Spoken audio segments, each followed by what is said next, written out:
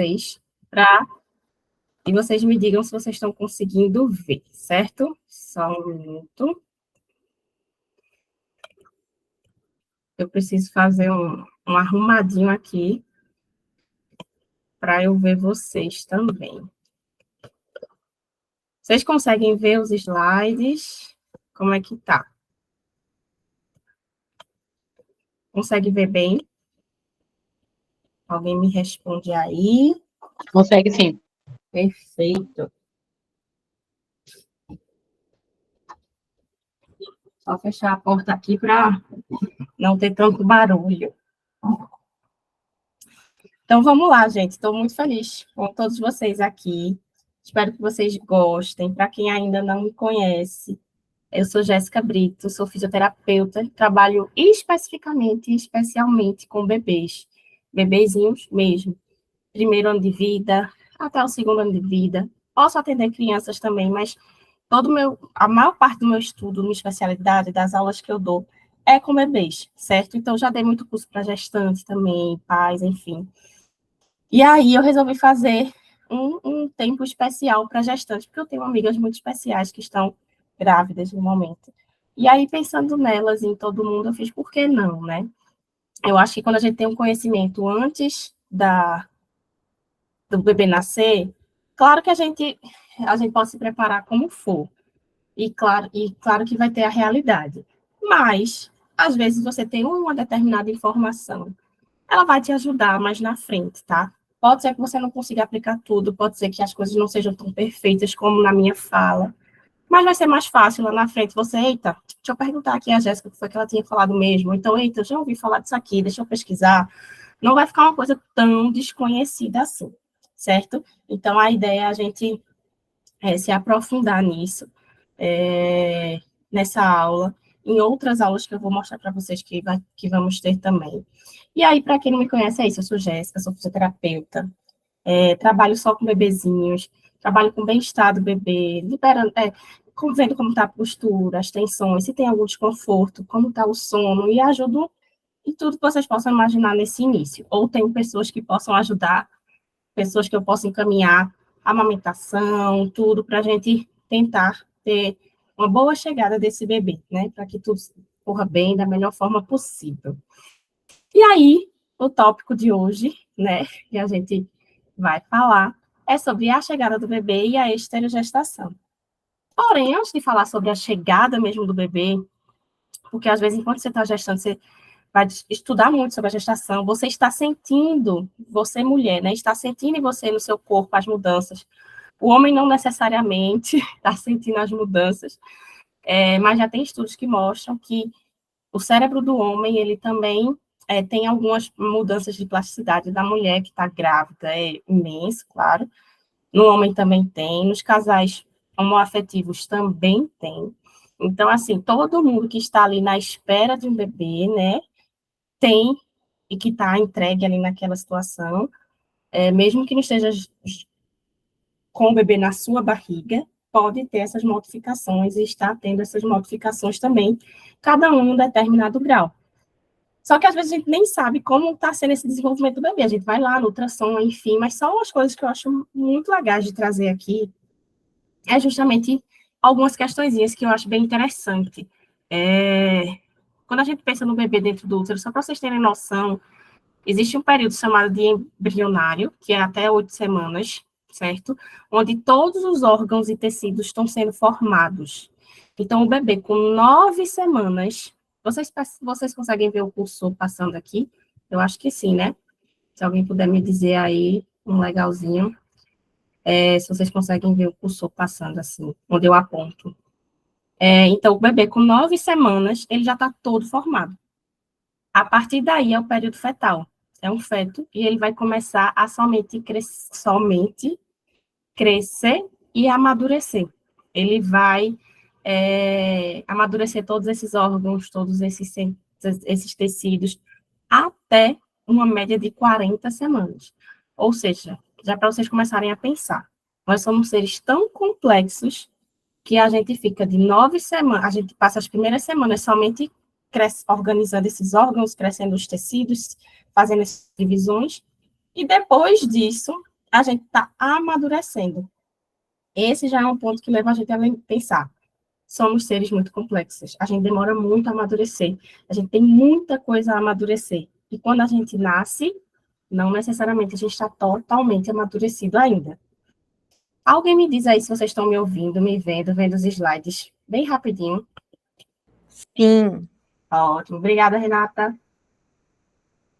Então é isso. Passamos esses 9 meses, entre aspas, essas 40 semanas, crescendo e se desenvolvendo, esse bebê, mas também tem a formação dos sentidos, que é uma coisa que a gente também não pensa. Os sentidos é o que faz a gente perceber o mundo, né?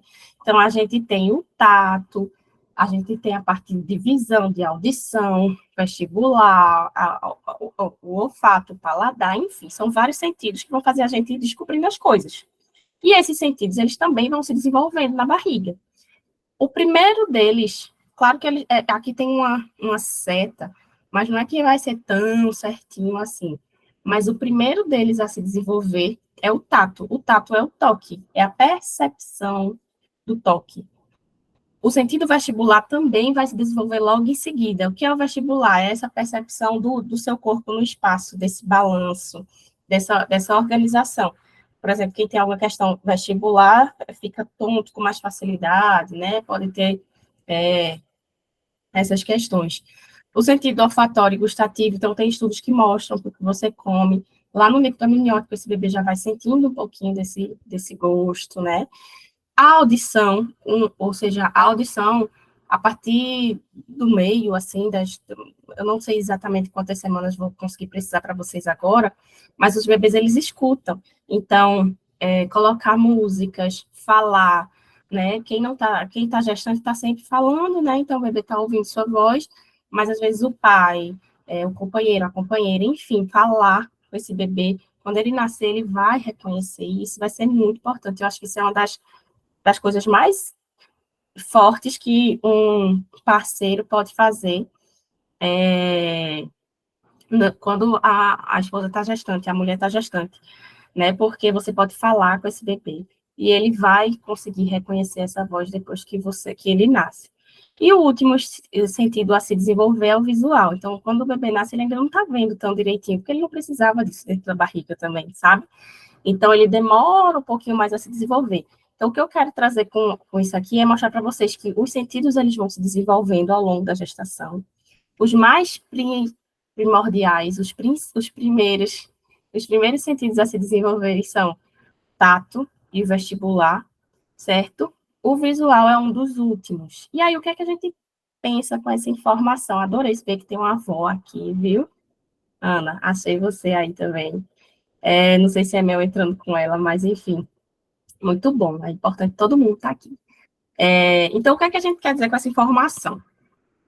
Quanto mais primitivo um sentido, maiores são as condições do bebê se regular através dele, porque mais ele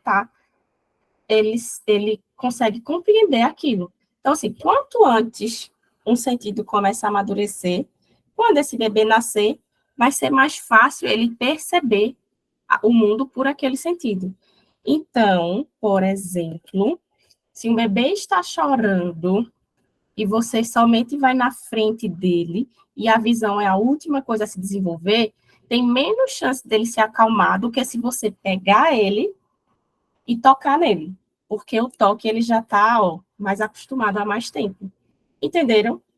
E aí vem essa questão de tocar, de abraçar, de balançar, porque o sentido do tato e o vestibular, eles são mais lá para trás. O bebê está aprendendo sobre ele desde muito antes, porque eles são dos primeiros a se desenvolver.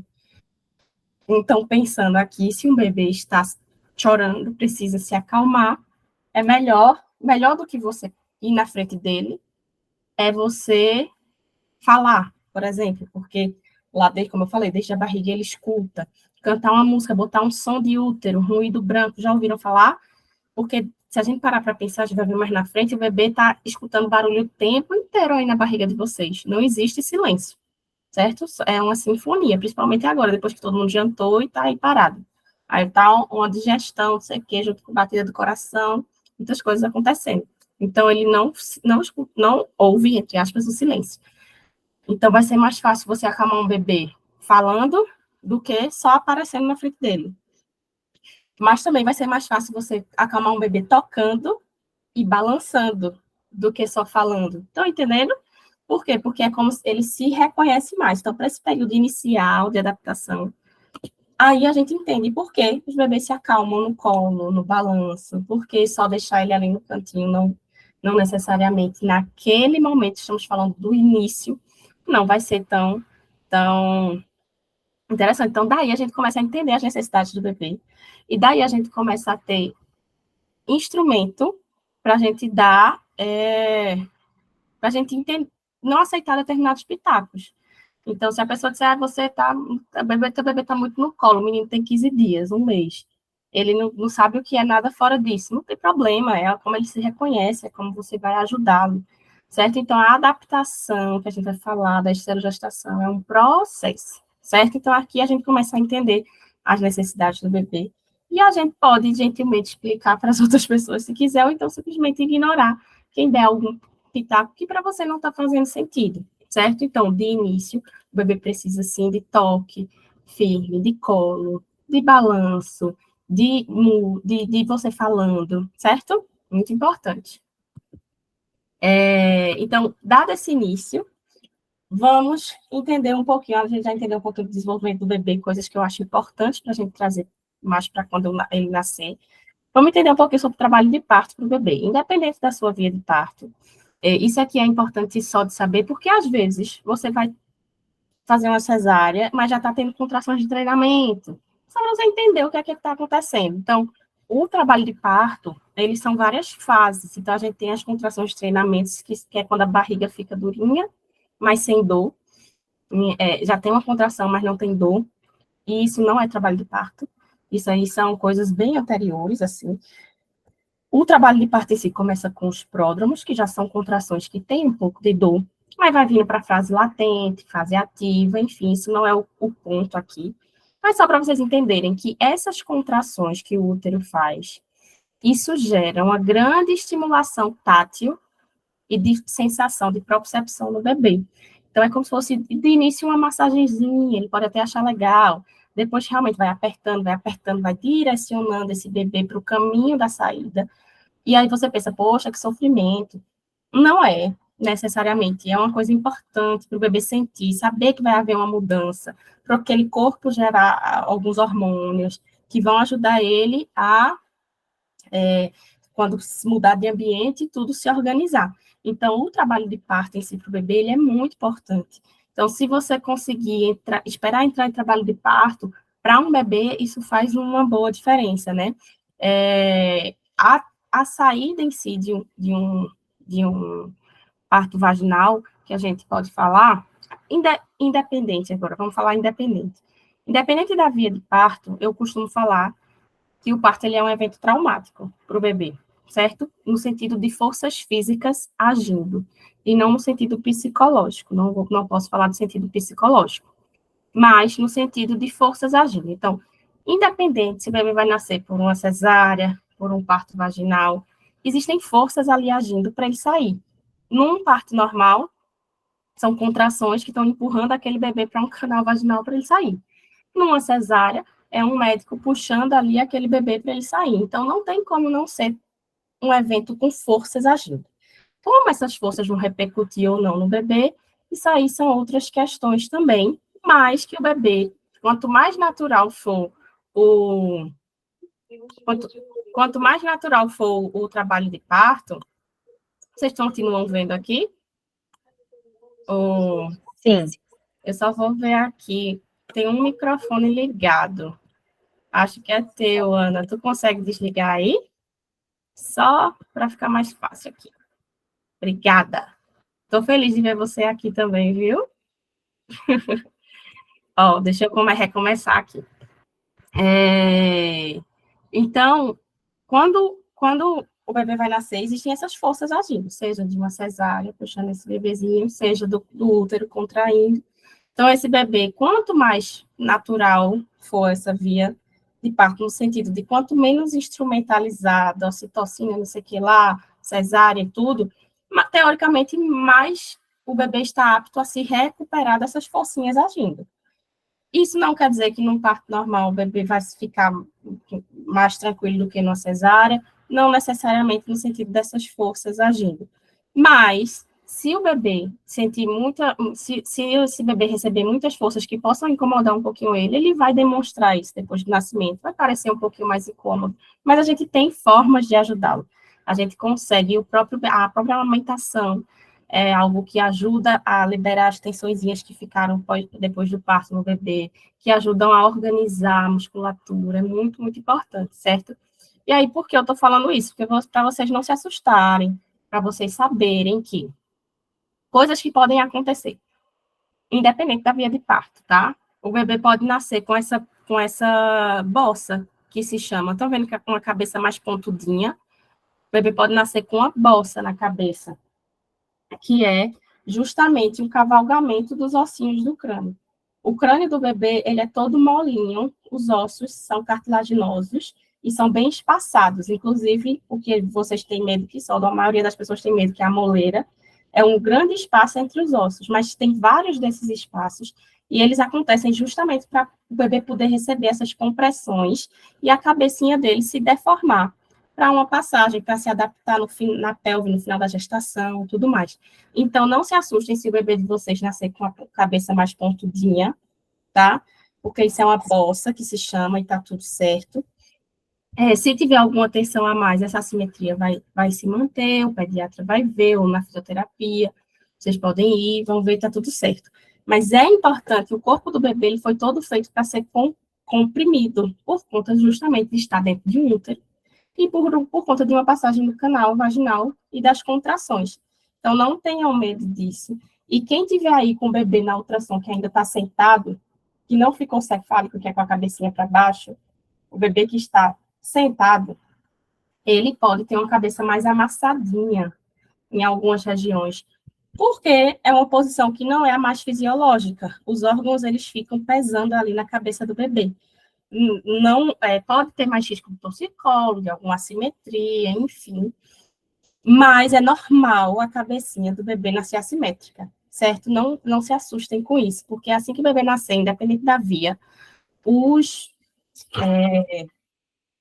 obstetra, o pediatra, enfim, vai colocar ou uma touquinha ou uma compressa na cabeça, por conta de questão de temperatura, para o bebê não perder temperatura. Então, às vezes, você olhou de relance, viu aquela cabeça amassada, já viu o pessoal botando coisa em cima, já acha que tem alguma coisa. Eu não estou brincando, não, porque isso já acontece com bastante frequência.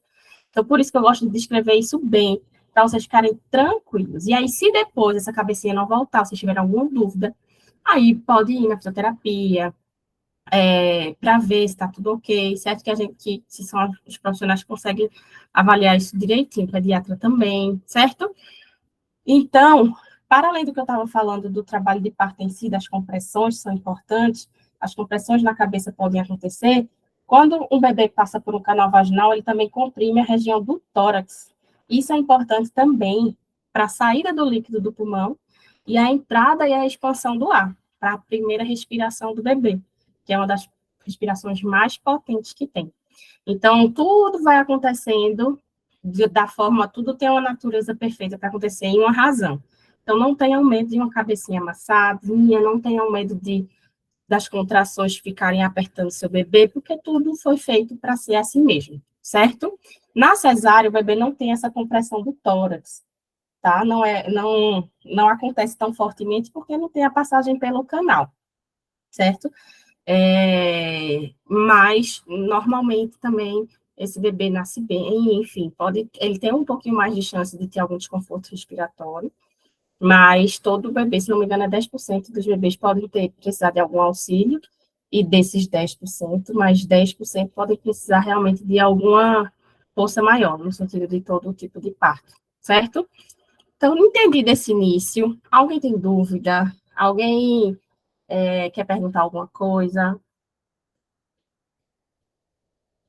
Eu queria falar para vocês justamente disso, do parto, que a gente às vezes esquece, né, que o bebê já está vivendo ali dentro, já está passando pelas suas questões, já está ouvindo barulho, já está se mexendo, está